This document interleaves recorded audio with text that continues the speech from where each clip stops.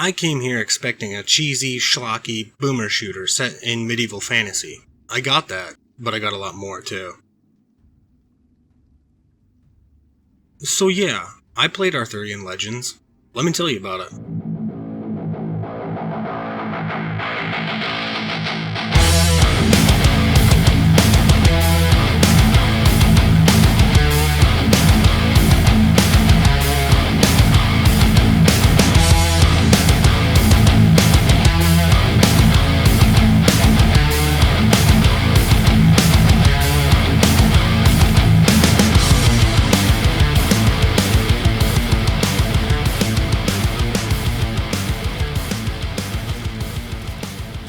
Let's just examine the gameplay first, and we'll go from there.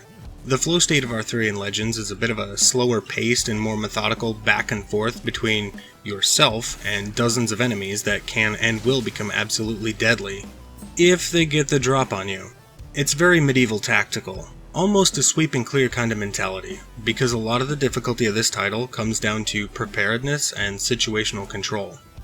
It reminds me a lot of Witch Haven, if Witch Haven was good. That comparison is so striking, I'm sure other people have said it. In fact, I think I have heard it from someone else first, but I can't remember where. It appears to be developer Scalaro's first foray into game development, and while there is only scant information about the developer, there was at one point posts made displaying a love for creating the game, a place that now has what appears to be a hint at a sequel in the works. There's a lot of weapons, all with their own durability, kinda like ammo for everything. Although half the arsenal is melee weapons, each one serves a different purpose. The ranged weapons do this as well, and you won't have enough of any one thing for it to completely carry you through the levels. Complementing this is a complete host of consumable items, including but not limited to single-use spell runes that offer a massive shift in combat in return for having to go out of your way to seek many of them out. The list of consumables trickles all the way down to the more abundant items, such as caltrops and bear traps to give you area of denial and the ability to bind your opponents in one place.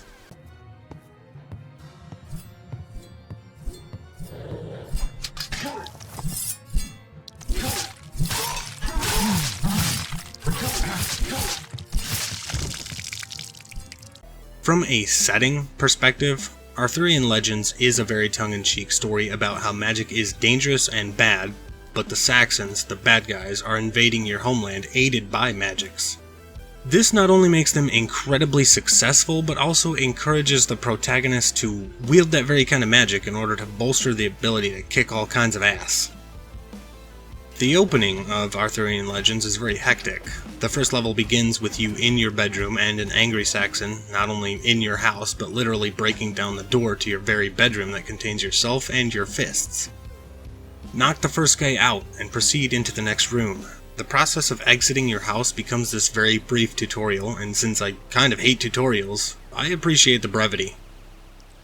By the time you exit, you'll have your axe, you'll have your shield. Your axe happens to be the only weapon in the game you're not going to break on someone's face. The shield, however, won't last 2 minutes in heavy use.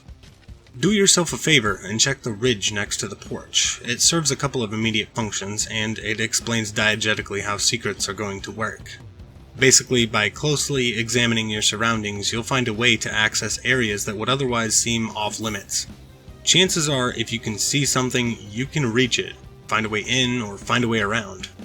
The other thing it's going to provide is context of what to expect out of a secret. Usually, but not always, you'll be rewarded with a consumable or two, maybe some health to get a leg up on the next challenge.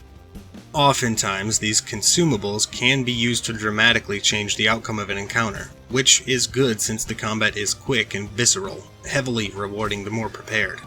Something as simple as a handful of caltrops can turn an encounter completely around and offer you a way to come out the other end unscathed when otherwise you'd be losing chunks of health with every misstep. So be sure to go sniffing around every nook and cranny, because honestly, even if you find half the secrets throughout your playthrough, you will often be flush with things to ruin someone's day with. Trust me, these things are everywhere.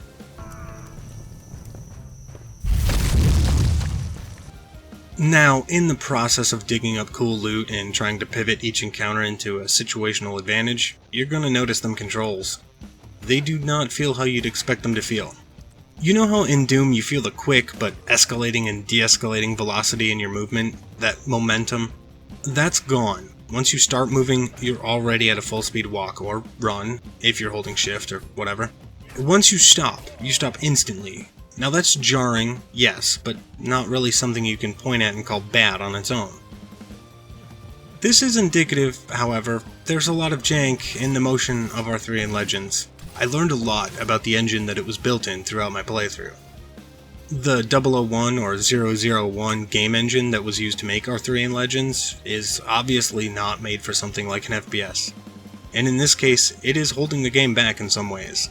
It feels as if there's a disconnect between attacking and the feedback you get when doing so, while also having a lot of extra ambition put into the combat.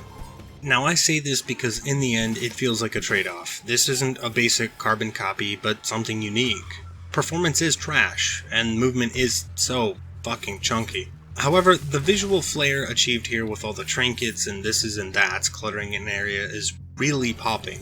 Now, I understand what the engine is. It's a game engine that relies on less intricacies and can be used a little more flexibly without requiring the substantial knowledge base that comes with a more complex engine. And, here, likely chosen due to the kind of flexibility it offers creators of all skill levels. But that's it. The engine is a jack of all trades and master of none kind of deal. I'd like to see this dev make a sequel in a more focused engine. To be clear, I'm talking about keeping the aesthetic, something like the GZ Doom engine. Still, for a first entry, as far as I can tell, this shit is great, and the work done within the chosen engine is quite good. Magic happens when programming is done within limitation, so let this be an observation rather than a criticism, but we have to talk about it. Let me give you one very specific type of example. If you attack an enemy at the moment that they're swinging at you, you can parry that attack that way and put the enemy into a short stun, or you can do the same by blocking right at the same moment. A block parry costs you less durability but has a longer recovery time, with the benefit that if you go too early you can still block the attack, while the attack parry has a much faster recovery time, allowing you a follow-up attack at next to no risk. The problem is that there is no indicating frame for your window of opportunity. It has to be timed during the last half of their attack frame. Once you get used to it, it can be manageable, but it has this biting feeling that there's missing frames in enemy animations. All in all, it's really something you have to get used to, and there's ample opportunity to hone your combat skills at least a little at a time, even if combat is quick and visceral. After busting out of the house on the first level, it reels back and plays very close to the chest. There are a few broken down structures, but this level is mostly woods. You also get a wide array of enemies that covers a lot of the building blocks for enemy types later on. Big spiders, dogs, mostly humanoid enemies, some flying imps that come prepared with ranged attacks.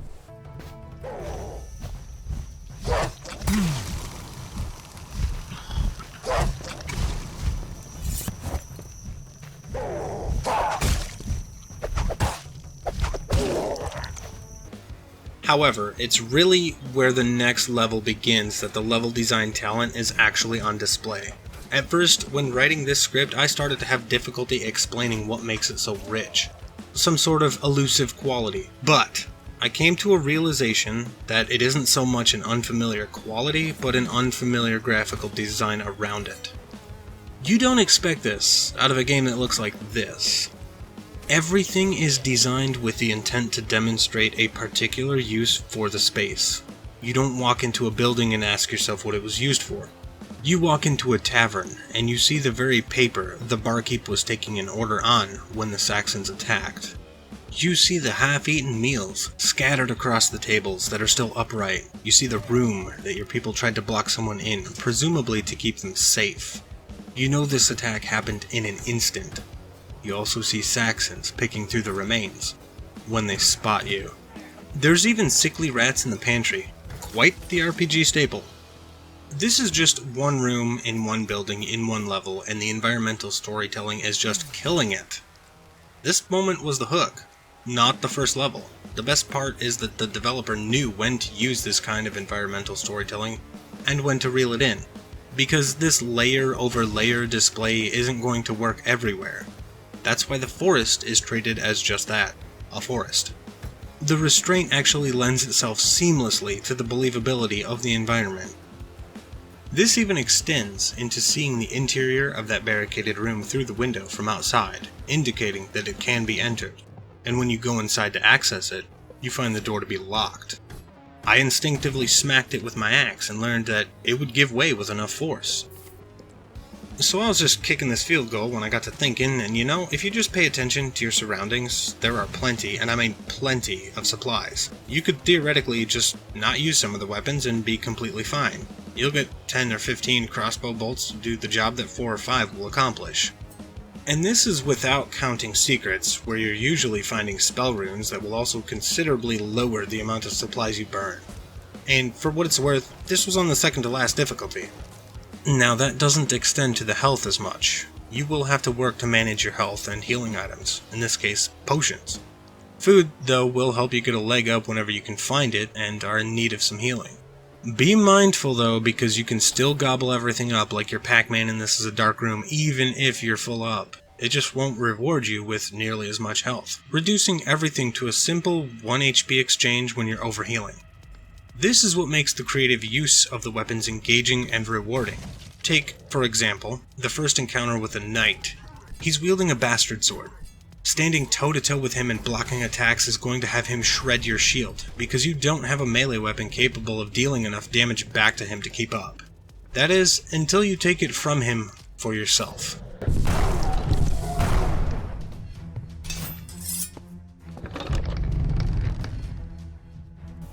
The bastard sword is quite the workhorse weapon too. It packs a punch, blocks efficiently, and is quite durable.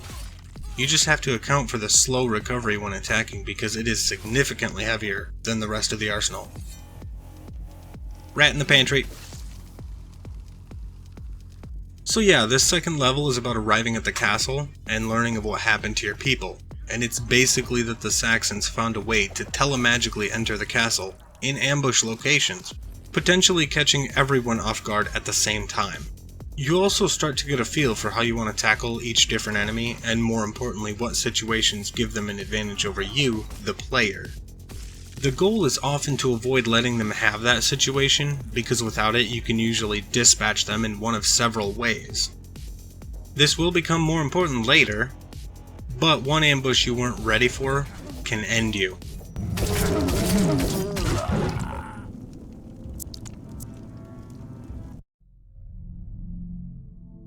In this case I was still in the learning curve, but one bear trap or set of caltrops would have changed that entirely. Back in the woods on the other side of this keep, I gotta mention this club I found out here. It's not any stronger than your infinite durability axe, but it does one thing and does it well. Bonking an enemy with this is going to result in a stun effect. When used at the right time and for the right reason, this club is the safest weapon to engage in melee combat with.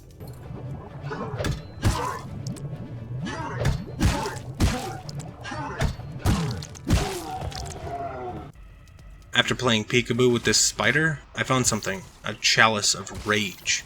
This is a temporary berserk that causes your fists to deal massive damage.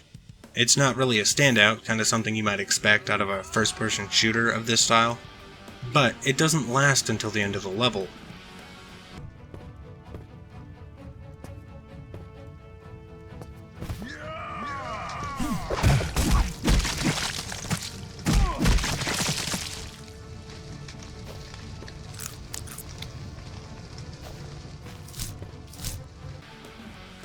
Eventually you come to this place. Stepping inside springs a trap that locks you in with a couple of bastard sword-wielding knights.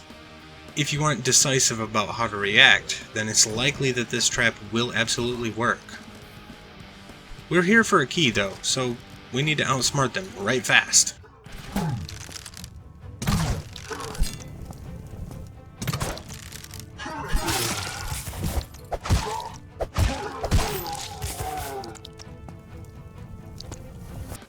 If you see some geometry that obviously isn't going to be the way forward, but you know you can still climb on it, do it.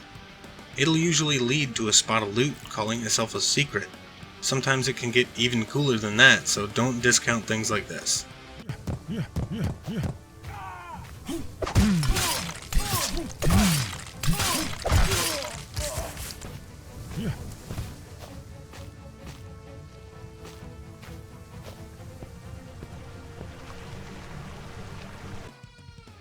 More woods, it actually is perpetually night in most of this game. When it's not, there is a fog or some sort of other reason to have low visibility. That's the trick though. It's a technique used to mask the low draw distance of the engine. You know, the whole reason Silent Hill is foggy in the first place. And don't give me the lore behind it, that came later. This level also has one of those, well, a poison swamp. Maybe that's a bit of the good old FromSoft influence, but this won't be the last one, not even close. At least there's no banjos. So another thing that happens in these levels, and I really like this, is the shortcuts back to previous parts of the level. Many times done exactly like this little rope ladder here. The way the levels are designed usually has a few forks in the road, and if you take the proper path forward, you can usually find one of these to take yourself back to try the other paths for supplies or secrets you might find in them. This also happens to be where I remembered to use the ancient key for the first time. See, each level has one of these big secrets that you will need to find a secret key to access. The secret key is always the ancient key, so when you find it, you know what it's going to. There are some permanent upgrades stashed in those. I only missed the first two, and some of that is due to not being adamant about secret hunting to begin with, so I didn't commit this to memory at first. Arthurian Legends did really change my mind about that a little bit by making the secrets really stand out. Well, yes, most of the normal secrets are a small supply dump and typically not very difficult to find. There's an entire mentality put towards secrets. The more mundane ones are going to be your main supply of spells throughout the entire game. They're easy to find, you'll find half of them without even trying.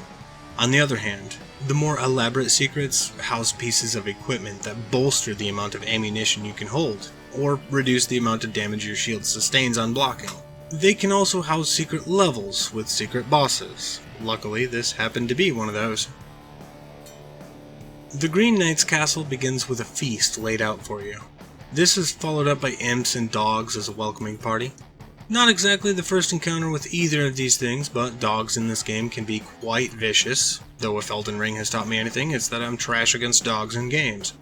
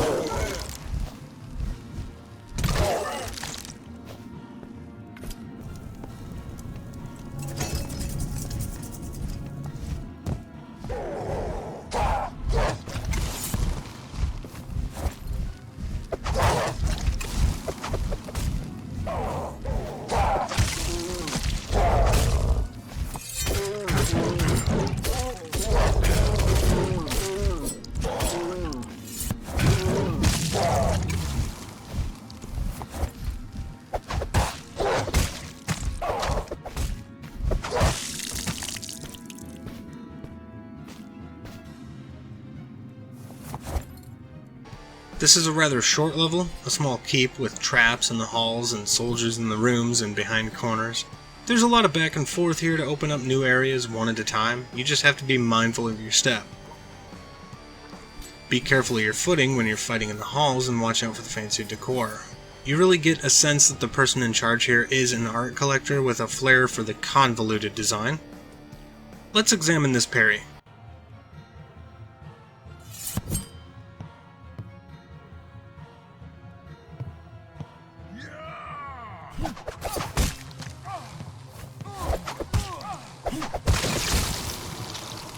Did you see that? I threw a dagger and it got parried by this enemy. I just want to explore this a little bit because it's indicative of a much larger design philosophy. That dagger could have hit me after being deflected. However, it shows that projectiles can be deflected in the first place. In fact, for everything that the player can do, there's at least one enemy that can do the same. Multiple in most cases. You can parry, so can most melee enemies. There is even one in particular enemy type designed to assaulting the player as fast as possible with a club. You know, the one that causes the stun effect. By this point, you may be curious about all these gold coins that keep getting picked up, practically scattered everywhere and more in secrets. The thing is, it's really not going to have a use until later. Much later. At least it's not some kind of arbitrary score counter like I had thought for quite some time. Before we get too far off course on that tangent, let's challenge the Baron of the castle. This guy enters the arena flanked by a couple of imps. No problem, the Quake Rune does a decent amount of AoE damage and absolutely grounds flying enemies. Now, the challenge comes from this being, well, only the second enemy with a solid shield and the skill required to use it well. The really low tier enemies with shields don't count. So it's got quite a new mechanic and being used as a boss, no less. Getting blocked will put you into a bit of a stun, but not enough for the same enemy to follow up and capitalize on it. So, all in all, this is a pretty good 1v1.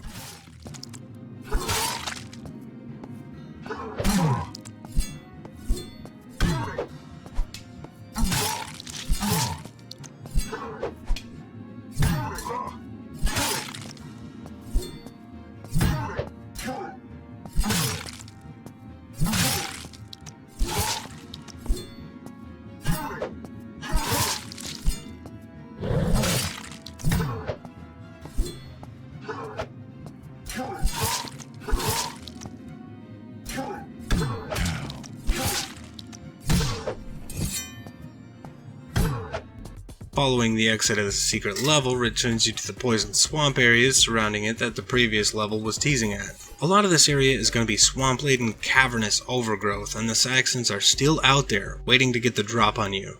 Still, a poisonous swamp. Don't be surprised when there's something waiting in it for you. We've got some big old poisonous spiders. Thankfully, poison isn't very lethal in Arthurian Legends. Plus, the Green Knight from the secret level had some emerald armor that I took from his cold dead fingers that gives a massive poison resistance.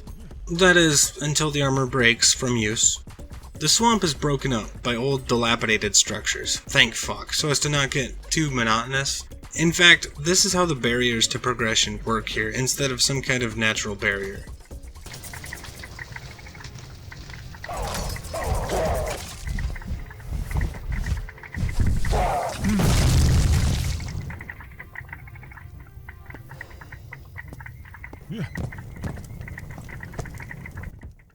Yes, that actually was a holy hand grenade, and it's not even the only Monty Python reference. Let's just focus on getting out of here for now. A swamp is basically a sewer, but in the woods, like nature's sewer level. I changed my HUD here to be a little smaller because the one you've been seeing up until this point is, it's bulky. Thankfully, though, there's some rescaling options. This is the one you'll be seeing for the rest of the playthrough. Now, don't get me wrong, the default one was actually pretty neat, I just couldn't take the size of it anymore. Okay, with that out of the way, leaving the swamp has one obstacle in particular. To conclude episode 1, the boss is a bog witch that, for all intents and purposes, plays by the same rules as everyone else so far. This is Viliana, the Wretched. My first instinct was to bonk her over the head with a club to lock her in a stun until it broke, or she did, one. The club broke first, of course. She does, however, run off to summon spiders, or imps, every so often, and try to catch a breather. As long as you brought an antidote or two for this fight, you don't have much to worry about. Everything in here is poison damage. Hell, I'm pretty sure the soup she's cooking is going to cause some poison damage. Don't taste that, it's not soup. She will eventually die and leave her staff for casting a poison projectile spell. That thing will come in handy. It's always nice to have a new tool in the shed.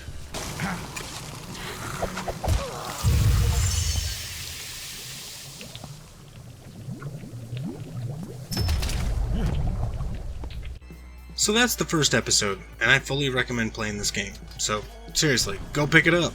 This train isn't stopping here though, so if you'd like to avoid spoilers and still catch the condensed thoughts, I'll leave a timestamp for you here. The second episode takes place on snow-capped mountains, and one of the first things I noticed was that here it isn't quite the middle of the night. Nice touch, right?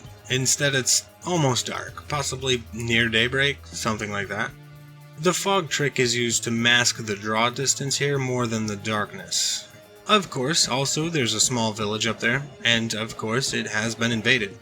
I think they got a bit carried away with the interrogation of the apothecary shopkeep though.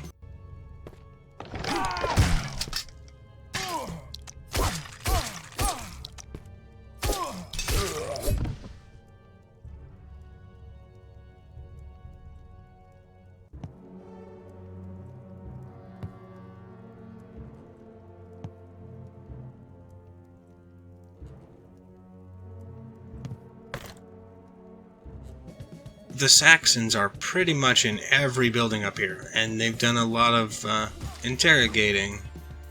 They will hide around corners in some of the tighter spaces, and I'm fairly certain that this is due to the rudimentary pathfinding, and intentional or not. It creates a smoke and mirrors effect, causing the illusion that the enemies are intentionally repositioning themselves to take advantage of the geometry. It works to increase their combat effectiveness, though it becomes quite obvious what's actually happening. They're getting a bit stuck.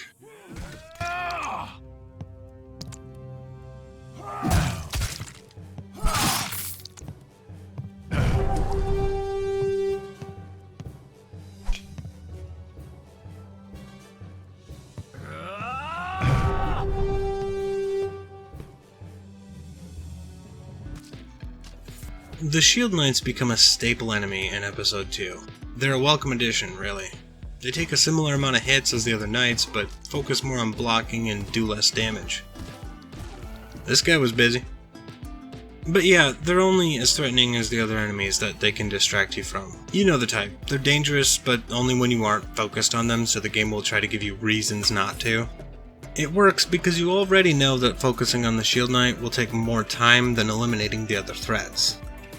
The rest of this level is breaching and clearing buildings in the village until you can eventually get the gate open to head on up the mountain.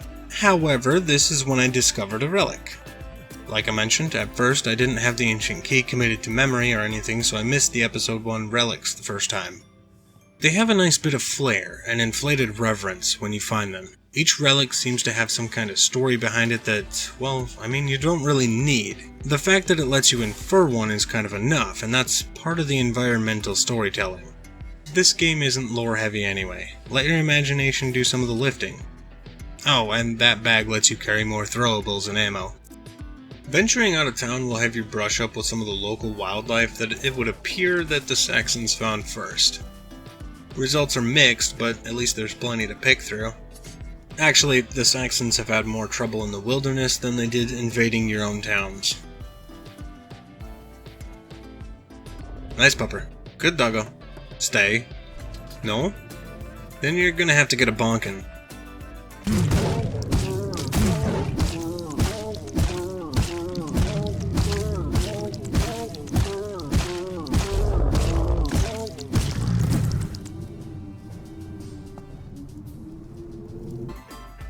Even the imps here are different this time, casting ice projectiles as opposed to poison ones. More dangerous, sure, but easier to see the projectiles and therefore avoid getting hit.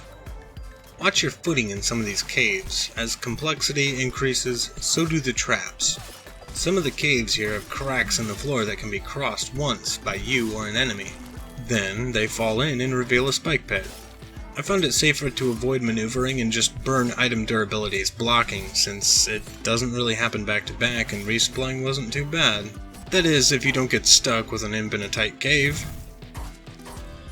One interesting thing I picked up on was the fact that not only can casters reflect magic used against them, and later on just reflect everything, but the staff you get at the end of Episode 1 spews out a spray of poison that's actually exceptionally helpful because it creates a damage zone on the floor.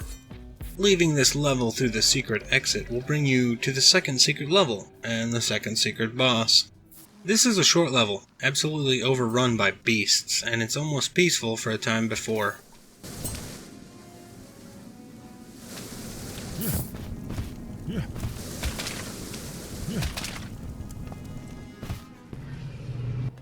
Oh shit!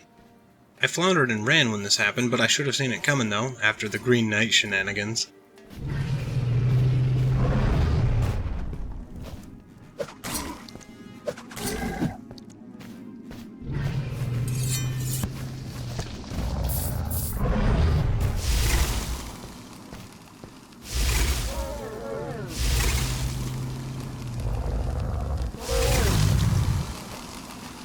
It's okay, I have some rabbit repellent here and I know how to use it.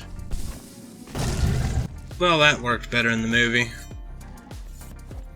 Okay, so it looks dumb as hell, but this encounter is actually a highlight for the game because you will have to change tactics on the fly and under relentless pressure. It's not a huge problem if you're more attuned to your equipment, and by now you certainly should be, but this is because when you encounter the questing beast, you won't be taking a moment to resupply or anything like that. You are immediately in it with what you have and what you have in your hands, even if you're flush on supplies, none of your weapons will be carrying you through without running or breaking. That's the second secret boss, pretty much the entire focus of the level also. If you get the references, you probably already know what else we're going to find along the way. Spoiler alert, you'll see it. The following frozen cave is cold, inhospitable, and sprawling. No, I'm not saying it's cold because there's a bit of ice here and there, or because it's called the frozen cave, literally. There are campsites all over, and smaller heat sources between them. The cold here is indiscriminately lethal, showing once again that no matter the amount of magic, Mother Nature is still the biggest force to be reckoned with. Actually, the biggest threat here in the cave is indeed the natural aspect of it, though without a thermal system in the game, the dev resorted to other natural hazards. Your footing. It's very easy to fall into those spike traps or off a ledge and die. But there's another relic here. This belt lets you carry one or two more of every consumable, including spell runes.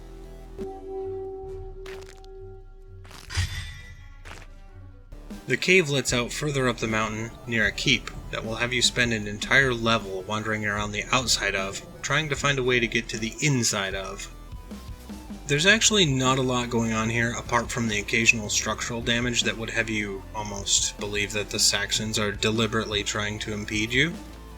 That's because, hang on, not only do some of these dogs have two heads that get decapitated individually, but I mean that is a perfect kick. Look at that. Anyway, it looks like they're trying to stop you, the player, the protagonist now, and that's because they are. This whole level has been building up to an ambush by way of combat arena that sharply shifts the pacing of the combat that you have become comfortable with by this point, and let me say, it almost works. And part of that is because this is not the new norm. Arthurian Legends was not built around arena combat. It's much more deliberate, too rigid. That's why it works to create the dramatic moment, but also why it can't do it regularly. This part could have gone harder, I'd say, but this is how we get inside.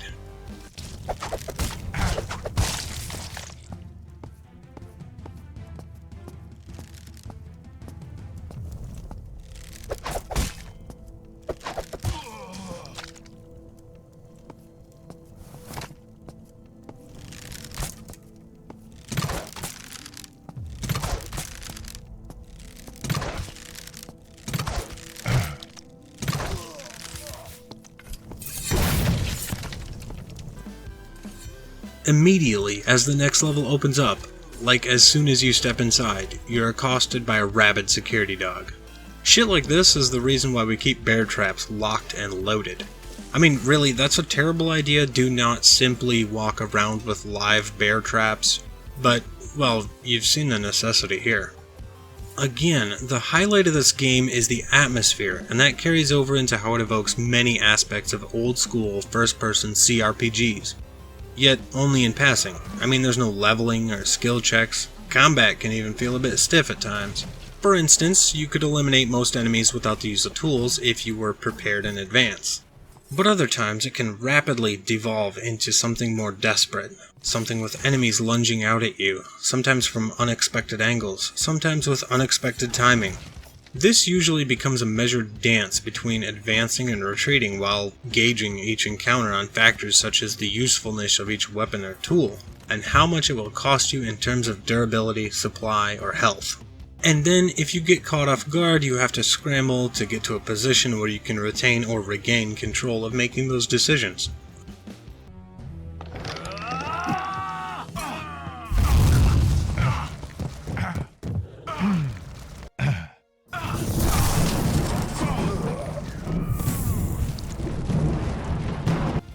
This mansion of the Dark Halls, as it calls itself here, is actually a pretty neat level, by the way.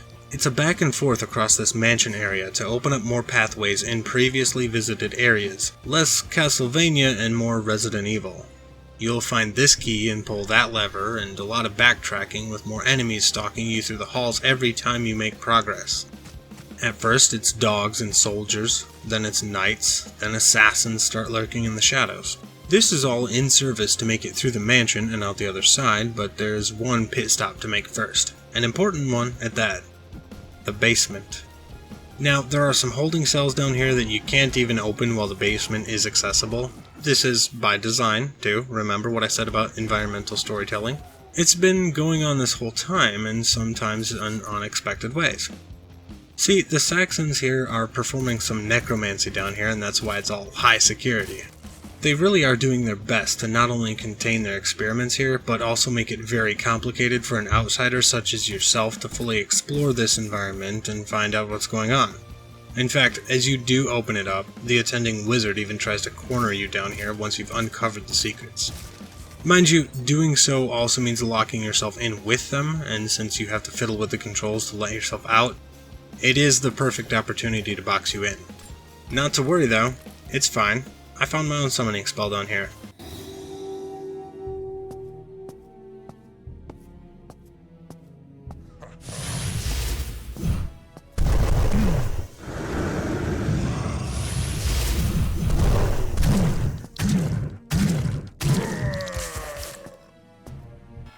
Yeah, reflect that, asshole. Oh shit, I'm still locked in. These assassins have developed a high tolerance for the same poison that they're using against me. This actually makes sense. Nice detail. Not much of a tolerance for the old black powder though.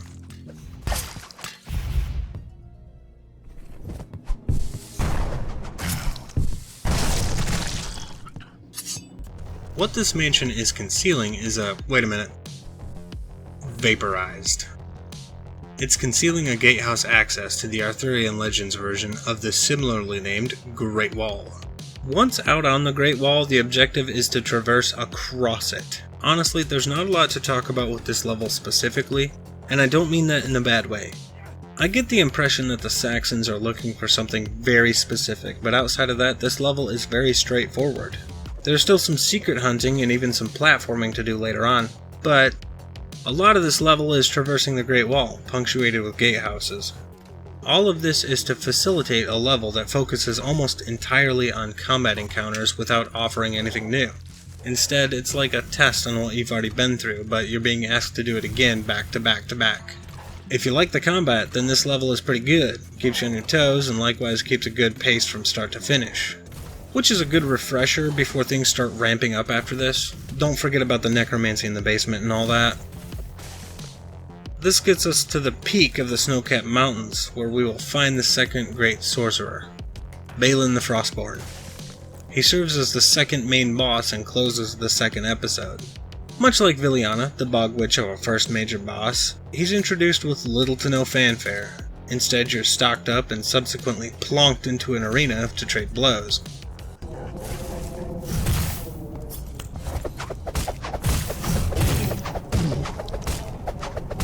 Also, like Viliana, he will occasionally scamper off and summon minions, but these aren't anything too substantial. It's really just a phase to give the fight a little more longevity and add some flavor to the boss. What you're dealing with is a powerful magic user that will drop spells on you and pit you against the type of enemies that he is specifically responsible for until you eventually best him, come out the victor, and take your spoils of war. That being his jewel, to which you can slot directly into your own magic staff and allow it to cast ice magic now, not just the poison. The second episode wraps up when you pick up the Frozen Star. Now on to episode 3. Episode 3 opens heavy, in a cemetery. The primary element is no longer poison or ice, but fire. The undead begin crawling out of the ground to absolutely wreck ass.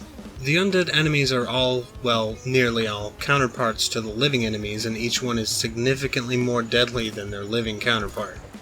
It's going to push you into a more strategic use of your arsenal, like using potions of strength to not only kill enemies faster, but to conserve weapon durability on the weapons you want to be able to fall back on. There's a lot to uncover in this cemetery, even some spiffy rewards for the adept grave robber by way of the first relic of the episode. A great helm that beefs up the amount of damage reduction all your armor provides by 10%. It's armor, for your armor. You'll need it with all these bone puppets kicking around. On the way out, an undead mage tried to get in my way. My first response to seeing it was to kill it so fast as to stop him from reflecting things back at me before he even got started. I mean, this game had me trained by now. These ones toss fireballs. It's okay, we'll see more of them. See, the enemies ramped up when moving into episode 2, but the gap was much more subtle. Now you're up against the undead that have been raised by powerful magics, and it shows. These were once great warriors, as depicted pretty much everywhere in this mausoleum. You have suits of armor and tools of war tucked around near these graves and murals across the walls telling stories of great deeds performed by those buried here as they were in life. Heroes. You're killing history as it tries to kill you. Sometimes the clever enemy placement even simulating actual tactics once again, trying to get you into precarious positions to trade off on supplies or health, like archers with flaming arrows at the ends of hallways, or the knights carrying shields so stout that you'll need to catch your breath for a second if they block you, and you bang on that shield. And these guys can take a massive beating.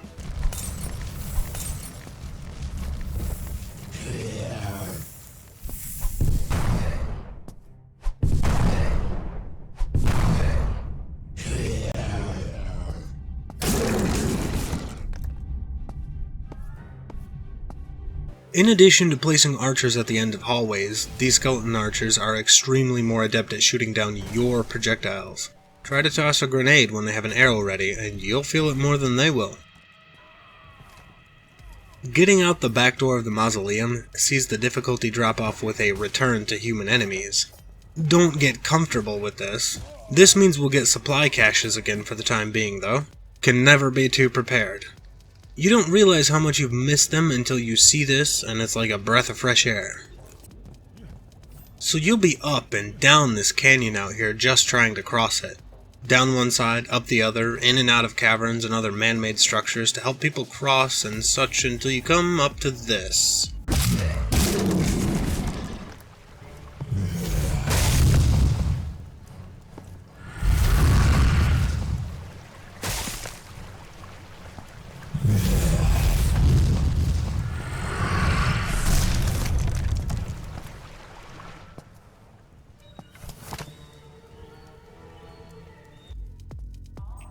Yeah, the Hellbow.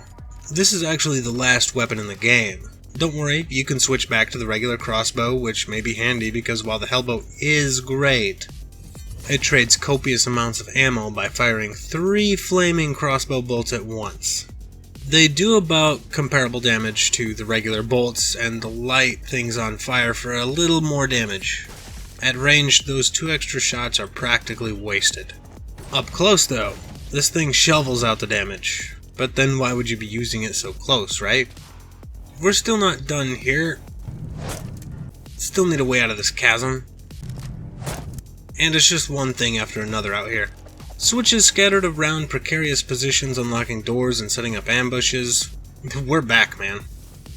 Before it's all over, we'll be running into the undead again, don't you worry.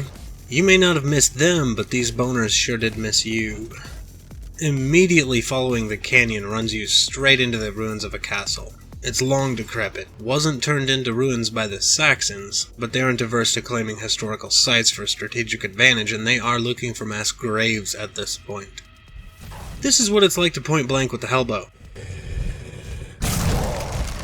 It shreds. By the way, these are more mass graves for soldiers, as will be depicted in their situational planning and combat ability. Here it is.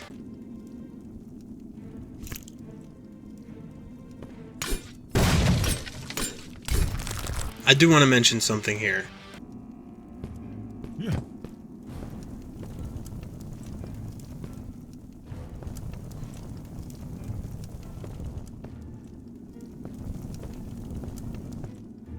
Oh man, I know what to do in this situation. I've seen the movie, you've probably seen the movie. I even have a holy hand grenade just for the occasion. Actually, I started expecting something like this the moment I saw the first holy hand grenade. That's no ordinary rabbit after all. Some parts of this castle are still intact, and you can see why this is a focal point. I mean, you can really see why this has become a focal point for raising the dead. Right here at the end of this level is the ancient door, and you should have a key if you've been mildly thorough up to this point. This one is for the secret level of episode 3. This secret level is just simply titled Cave. Pretty early on, you're going to stumble into another boss, just like the other secret levels. It's just a big spider. This level hits a bland note. Now, I want to be very clear on why this is significant. I found the secret levels, so I haven't missed a level yet, and a lot of that is due to all the effort that went into making a game like this and focusing so much on the minor details to really make the environment speak for itself. To tell you what it is, and now, only now, in the secret level of the third and final episode did I find something lacking that inspiration. The rest of the game had built up to a high watermark with so few tools that I came to expect it. Is it perfect? No. Will I say that about anything? Probably not. It's just that if you can expect a certain level of quality from something, it's obviously delivering on that consistently. The rest of the game had been doing just that, so let's get out of this cave. Back to our regularly scheduled programming. Leaving that canyon sees us passing through some crypts. Now, at first, it's more the same as the mausoleum, but well, the difference between that mausoleum and these crypts begins with the volume of graves. Just looking at the scenery as you pass through puts the whole thing in perspective. These fuckers are everywhere, and it's a parade of combat encounters. The final relic is here too. It's a bracer that gives your shields a bit more durability. I'm kinda conflicted about this one. It's only this late in the game that you start picking up meaningful shields. I mean, too little too late. There is a pretty cool, but ultimately short little maze of traps in the basement, but this turns into one of those moments where you're like, why is this here? The traps in the hallways are one thing, but it's protecting the sanctity of the place. The maze only really stands out like this because of the effort that goes into making everything else make sense, so I really don't think it does. Who builds this shit? So anyway, leaving the crypts puts us on the lawn of the castle, finally. And it's a pretty big yard, too. Off in one corner is a den for all the guard dogs, and it appears you aren't the first thing that they've tried to turn into a meal. And it appears the last one was just as happy about it, though maybe less successful. Oh, and before you get the idea to cross the red moat, well, that shit hurts. I thought blood at first, but it stings pretty good, and poison resistance doesn't help any. Just cruise around these different outside of the castle structures like gatehouses and guard posts in the sense that one leads to another kind of thing. In fact, you'll be performing breach and clears at this point to find switches, buttons, and levers to open up new pathways so that eventually you'll be able to access the castle. Even when you open the bridge and can make it to the front gate, undead enemies are waiting to ambush you, and you still have more to manually unlock. They did not want you this far, including cornering you with shadow demons for using the levers.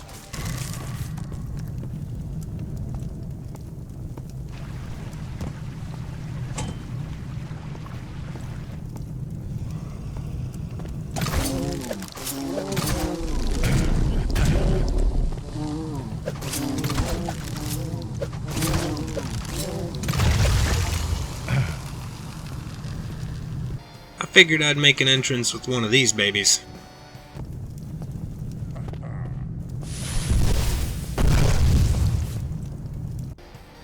Actually, this isn't the end of the level though. The end is just a bit farther in after a couple more ambushes when you finally get access to the inner castle. But I fell prey to one of the last ambushes that happens in this level. I'm bringing this up because I didn't bother saving outside of the autosaves at the beginning of each level. 2 reasons. For one, I was playing on the second to last difficulty and it was fair if not a bit generous, so a level restart felt fair. The second reason is that any other saving you do, like a quick save, well, that's just funny now that I think of it.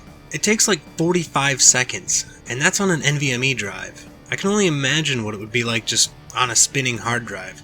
Your fucking life insurance rates would go up in the time it took to quick save, just once.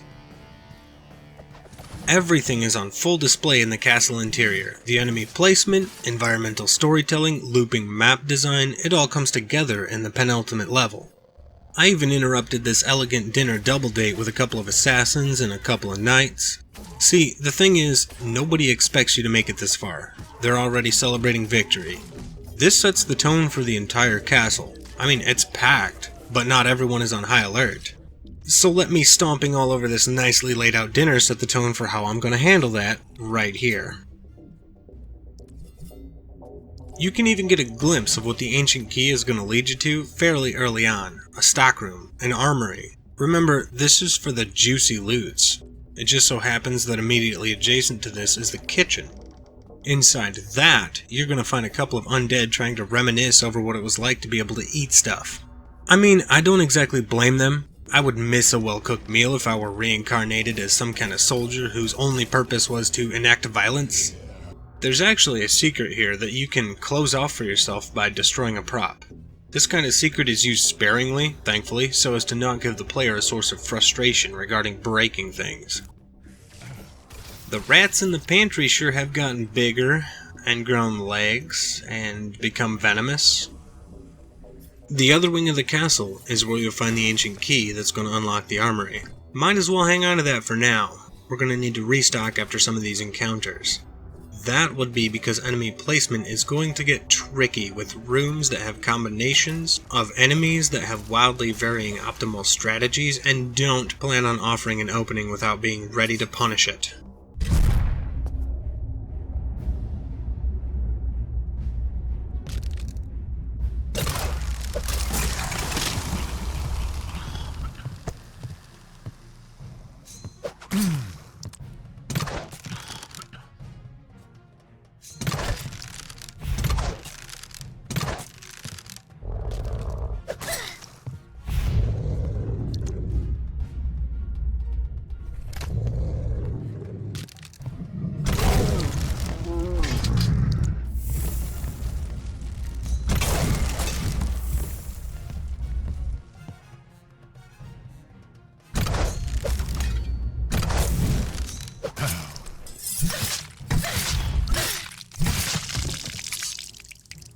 There is some nice decor, however, indicating that this wing belongs to nobility, especially with this hallway in particular leading to royal chambers.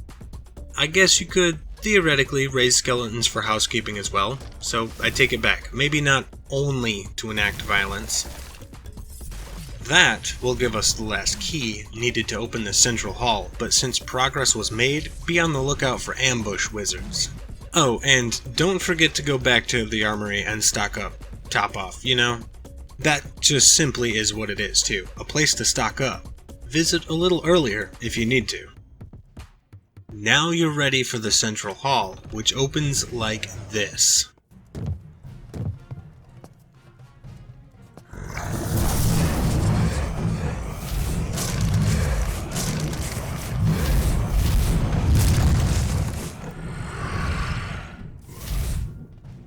And heads into an eventual boss fight with the third gem-wielding archmage, but this one isn't even human.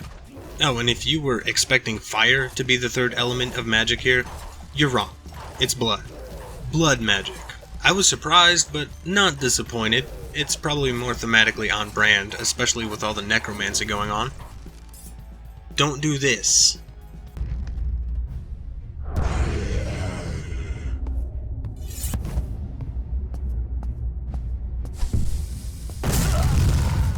Do this.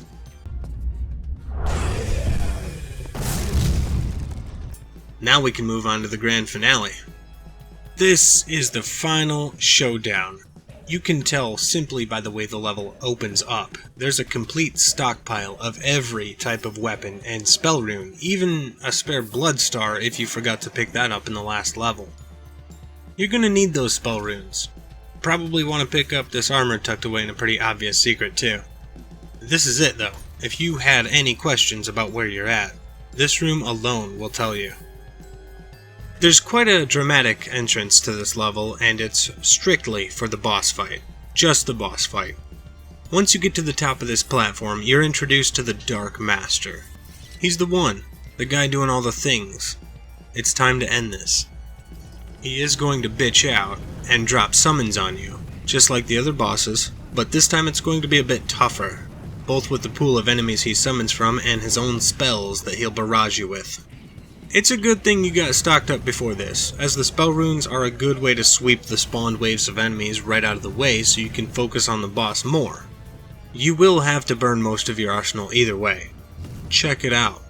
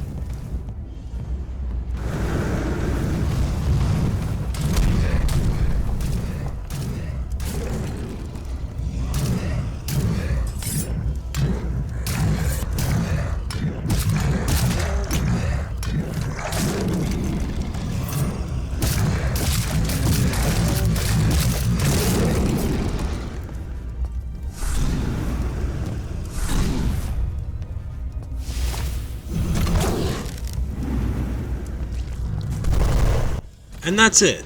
That's Arthurian Legends. Real quick before we break it down, I have one more thing to cover. It wasn't until after this point that I found out what the gold was for. In fact, it's not even important up until you hit New Game Plus. I'm serious. One of the first secrets of the game is going to have this guy. It actually surprised the hell out of me at first, but yeah, it's a shop that has some tools you're already familiar with and some potions and spells that haven't been in the game yet. That and an unbreakable shield. It's the absolute best.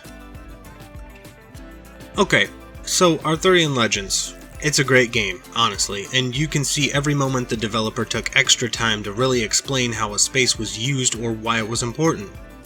No, not with a verbose explanation, but with diegetic set dressing and small details that would be in that space were it real. In this way, it makes the suspension of disbelief a bit easier. You're exploring a world that was once lively and productive, now turned into a battleground and only very recently.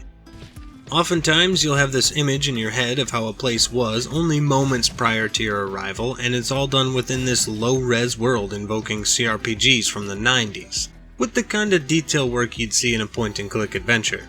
You know, the kind where there's 100 things to click on in each screen and a reason it's all there.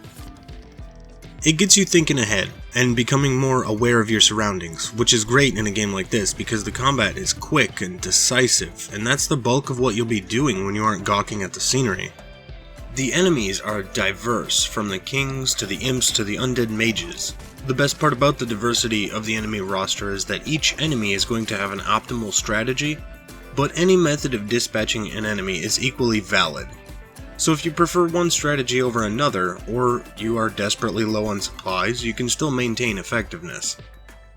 You will be scrambling to maintain that arsenal at first also. I mean, there are over a dozen weapons, and each one has a unique best use case. In your left hand you could be holding a pocket crossbow, a shield, or a dagger for when you have a one-handed weapon in your right hand, like an axe, a club, or a throwing hatchet. That doesn't include the two-handed weapons that are much heavier and pack a bigger punch by retracting your versatility, like the heavy crossbow, the magic staff, or my favorite, the claymore. That's not even the entire arsenal either. The durability of these weapons serves as an ammo pool for everything but the first weapon, the axe, and your fists, but why? The axe. In a sense, this way the weapons are more used like tools to solve each combat encounter. Sometimes you'll want to use one thing to save durability on something else, so that you have it should a certain enemy type show up that you aren't particularly fond of. This is all served, and in some cases disserved, by the kind of controls you'd come to expect of such a title, but placed intricately into an engine that's moderately good at doing everything. It is janky, but it's very consistent. This way, it's very easy to slide into a comfortable flow after a while, and you don't really notice it the same way. There's no momentum to the movement, and you don't get the sense that there's much weight to the way you navigate around enemies during a fight. But it makes up for this with the added intricacies to combat, with the multiple ways to parry attacks with different immediate benefits for each, and the way projectiles can hit one another midair. All in all, the movement is a little bit of a drawback and the jank is on full display, but the developer really dug into the engine to make up for it in other aspects. It really creates a breath of fresh air once you get past the immediate hurdles, very worthy of your time. Just don't forget that you also have a lengthy bestiary of enemies that all come with their own behaviors and approaches to combat. In times of ambush, these enemies will also be placed around corners or in places that give them very little wiggle room to come out and directly attack you. What I'm saying is that the enemy AI is rudimentary, but the enemy placement can and does expand on their approach. This is complemented by each enemy having very different attack patterns. Some will charge at you and attack relentlessly, some will give chase but attack from range. Some will act as turrets rooted to the ground but already prepared to fire an arrow at you the moment they see you, and yet others will attack with more reserved timing and make attempts to block your attacks to slow down the progression of combat and offer their cohorts extra opportunities. So, do I recommend Arthurian Legends? You bet your ass. I saw it through, and this feeling never went away that I'm experiencing something familiar but brand new simultaneously. I had a lot of fun with it, and it was incredible to see the genre used in such an unexpected way. This is, after all, a boomer shooter, maybe slasher. It's my preferred genre, boomer shooters, and I've had plenty of run-ins with all kinds of games within that context. Some have heart, some have soul, some have interesting mechanics, some have very little of all of that and still end up being pretty good. Arthurian Legends comes in with a bit of all of it, and it's got a unique vision behind it, so it all comes together in a flawed but excellent package. It deserves your time. This game has you lugging around a complete arsenal of tools, choosing decisively when and where to apply them in combat situations in these environments in which you have a clear vision of what these places not only are, but were, only moments ago, while trying to be wary of what kind of tricks and traps the enemies will spring on you, keeping you on your toes and ready to change your approach in a moment's notice. Anyway, that's enough from me. Thanks for letting me prattle on again. I love the opportunity to dive straight into games that give me something to say. Soup Can Tactics signing off. Keep it soupy, folks.